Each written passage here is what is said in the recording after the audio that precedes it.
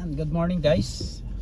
So drive ko yung aking Mitsubishi Outlander dahil wala pa tong isang buwan sa akin. Hindi ko pa na i-drive test ng medyo mabilis ng mga 100 km per hour. So irarad ko lang to sa may bypass. Ayan. Kumbaga ida-drive test ko lang. Or ayan, ihahataw ko to ng mga 100. Ayan. Pag nasa ano na ako, nasa 100 km per hour na speed limit. So ang gagawin natin, iikot ko lang.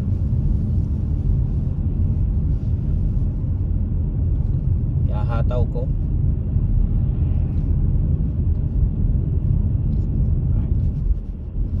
So dadaan tayo sa Palusong, yan. Bandang mga 70 speed limit dyan, kilometer per hour, kph yan. So gusto ko siyang i-run ng mabilis, 100. Yan. Okay. Yan, 70 po dito. Speed limit dito 70 po. Alas 10:37 ng umaga, Saturday po ngayon. Ayan, and napakaganda po ng panahon. Negative 2 lang po. And ang aking ano ngayon, nasa normal mode siya. Naka-mode siya sa normal itong aking car. Pwede kasing mamili kung snow, gravel, ayan, pwede nating i-change yun. So ihahataw ko siya. So 70 pa rin dito.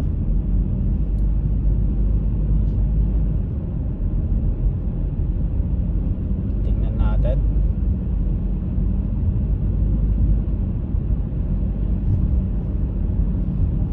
Ihahataw ko siya. Yan. Papasok tayo sa 80. Bali ito po yung Highway 37 papuntang Regina po, or papuntang Saskatoon din. 80 na po dito.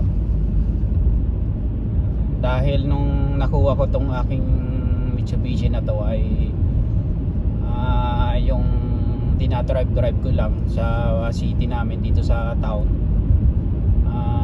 Ang speed limit lang po ay 50. So ngayon kaya ihahataw ko dito. So 80 pa rin dito.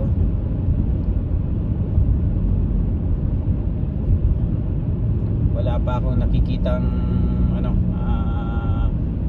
100 speed limit dito. So 80 pa rin. Nice, diba? Bypass lang po guys, iikutin ko. Ayan, Pioneer po, Pioneer elevator, ayan, ng gray. Diyan po linoloadan yung mga ano, yung mga train, yung mga wagon, rail cars ng mga gray. Ito, papasok tayo sa 100.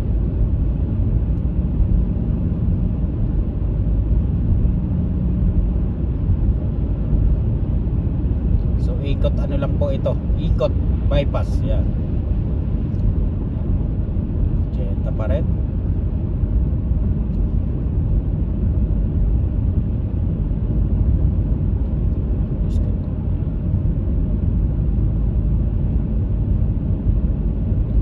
Pa rin, speed limit 80.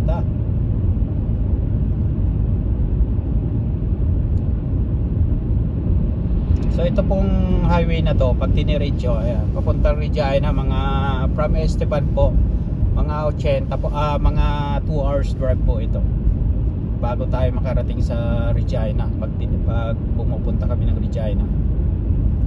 Dahil po dadaan po muna sa Weyburn, tapos may mga maliliit na town po dadaanan. Papunta rin po ng Moss Jaw sa Saskatchewan, dito rin po. Kaso mga 30 kilometers away from ano, bago mag-Regina, pag nag-turn po tayo ng left, papunta na po ng Moss Jaw yun. Ayan, nasilip ko na po yung ano, yung bypass. Ayan, may tracking po doon. truck. Tingnan natin.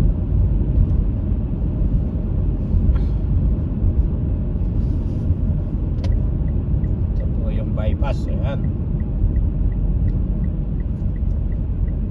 So, hataw. Dito po siya hataw kasi meron dito. Yan, pagliko ko dyan, mga ano, may 100 po dyan. 100 speed limit yan. Rangkada. Yan. So, ihahataw natin to dito.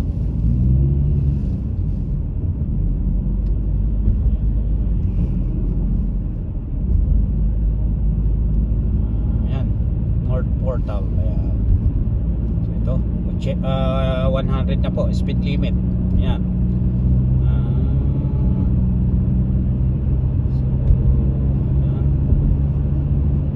So 90 na ako.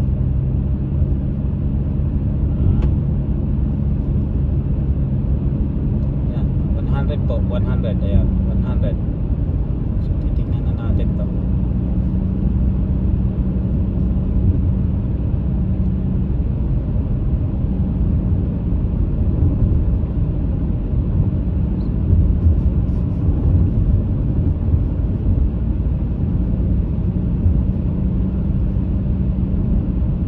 Mahigit pa lang ano, hindi ko to nahataw ng ganito kabilis.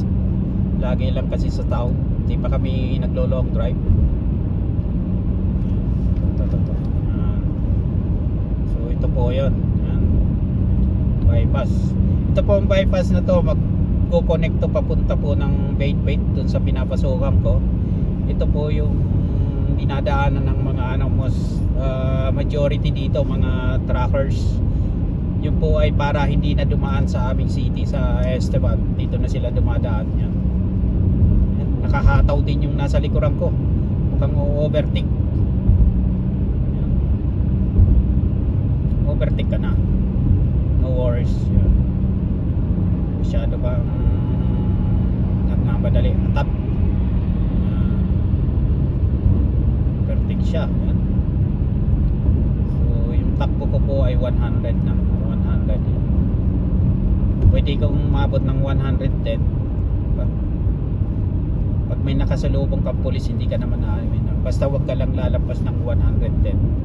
Pag lumampas na po tayo ng 110, talagang babalikan ka po ng pulis, ipo-pull over. Ganda ng panahon guys, yan. So mula sa amin sa downtown, umikot ako dito, bypass. Naka 8 minutes drive na ako. So far ano, smooth na smooth po. Ayan. Na-test drive din. Ayan. Ayan. Meron ditong intersection. Ayan, yung may ilaw-ilaw na yan. Kikita nyo yun guys. Yan yung warning, ibig sabihin po may intersection, approaching sa intersection. Yan. Important intersection po. Yan po yung pagbabalik ako, pupunta ako ng Esteban, yan, sa city namin. Yan. So dahil lalabas po ako dun sa pinakadulo ng bypass na to, diretso tayo. Yan. So yan, hataw 100. At naka-normal, nasa normal mode po ito. Maganda po itong car na to, nagustuhan ko dahil mamimili tayo. Pag snowing, dalhin mo lang siya sa mood ng ano, ng snow. Meron ding auto wheel drive, EcoBoost yun, naka-eco siya, talagang sobrang tipid nun sa fuel. Tapos ito, naka-normal siya dahil wala namang snow. 9 minutes drive na po ako. May truckers po. Ito, may truck. So bihira lang po yung ano dito, yung mga sasakyang tigaan dahil mga trucker mostly dito. Mga truckers lang.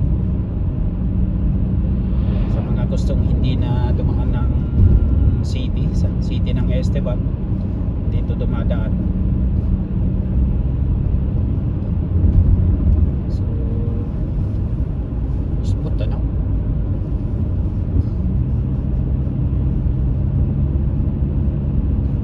Hindi pa ako napag-testing nitong ano, tawag nito, cassette. Yung steady lang yung bilis.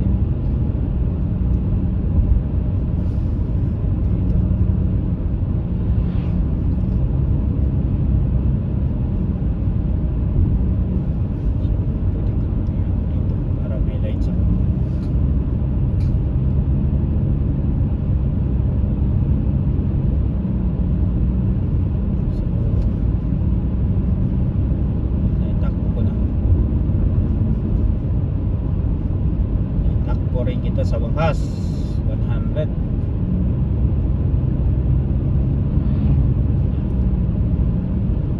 So umikot lang ako. Ito naman pag diniretso papunta po ng US border, papunta na rin to sa aking pinapasukan sa trabaho sa PNP.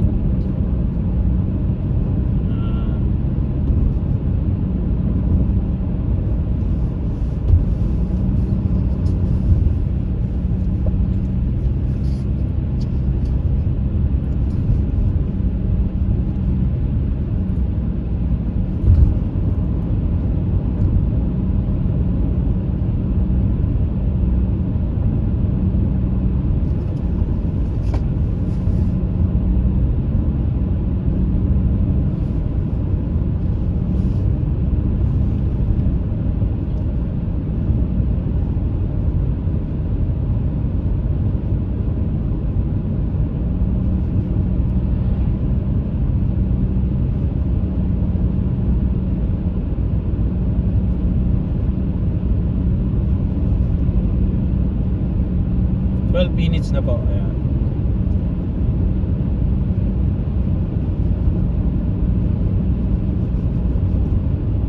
So nag-encircle lang po ako, nag-circle. Ayan.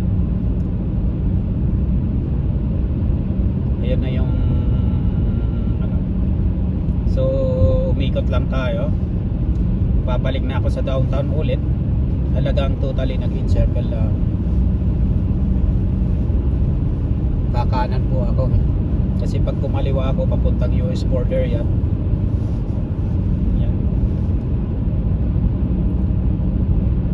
South po yan. Bali nag-umpisa ako papuntang west or north, tapos umikot ako, napunta ako dito. Pag nagkaliwa ako, turn left ako, south po yan, south. So yung daan po kung saan ako nag-umpisa, highway, papuntang highway 39 po yun. Ayan, west or north po yun. So ito, dahil umikot ako, napunta ako, pag kumaliwa ako, highway 39 south.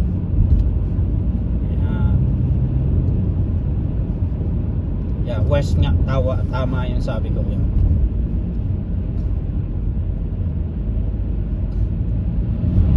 So ito po, umikot. Punta na ako dito. Tingnan din natin mula doon, dahil may dadaanan tayong speed limit na 50 lang, kung ilang minuto. Yan, nag-umpisa kasi ako sa downtown ng 50 lang yung speed. So dito 80. So siguro aabot ako ng mga 20 minutes ata.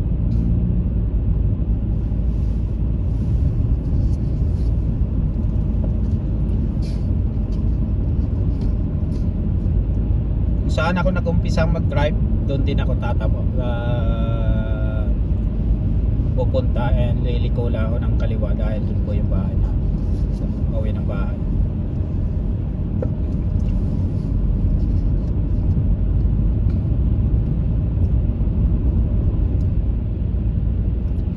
Medyo mahaba-habang video to.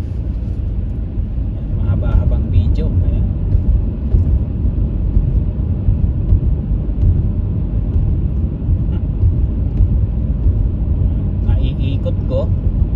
purpose po kaya ako nag-drive. Inikot ko sa bypass dahil nung natanggap na kinuha ko tong sasakyan na to ay hindi ko pa na-drive ng ganong kabilis, mga 100. In 2 weeks po, dinadrive ko lang po to, 50 lang po yung speed. Yan. Dahil po yun po yung speed limit dito sa amin, 50 kph lang.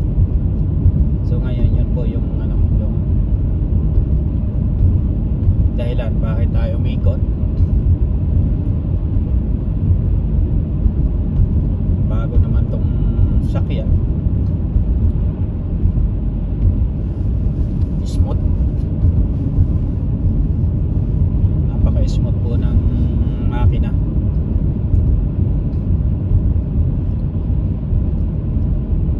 So napunta tayo sa south, nag-umpisa tayo sa west, napunta tayo south. Kasi yun yung kung saan ako nag-start po, ano yan, northwest, papuntang northwest po yun.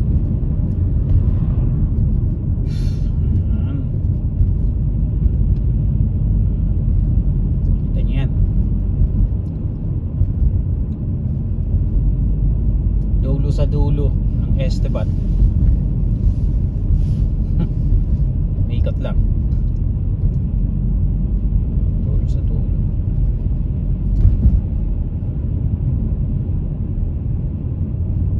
Ikot.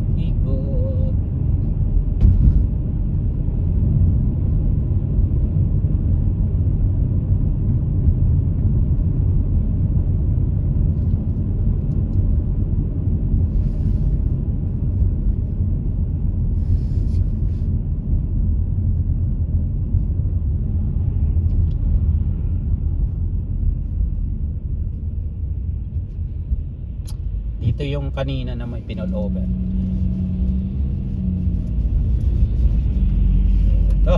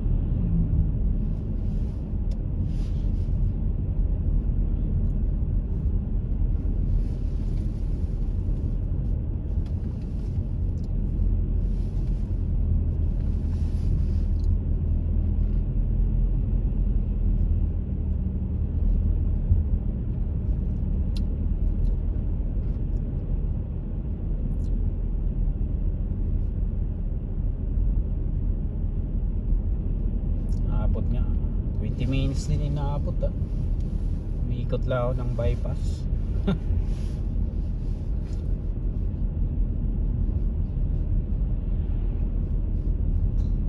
Ganon din katagal.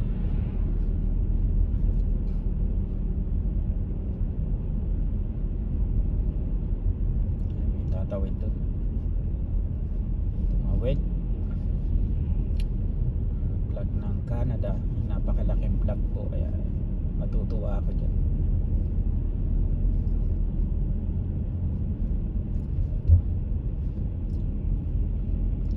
So abot nga siguro talaga ng 20 minutes kung saan ako nag-umpisa. Sakto, green light. Yan yung ano dito.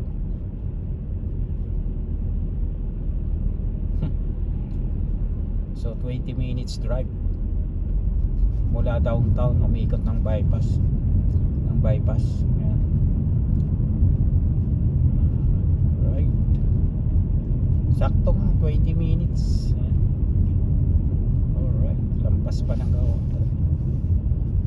Okay, so ito sakto. Dito ako nag-umpisang mag-drive. Pag-ikot ko. So, ito. Kakaliwa na tayo dahil doon yung bahay namin dito sa kabila.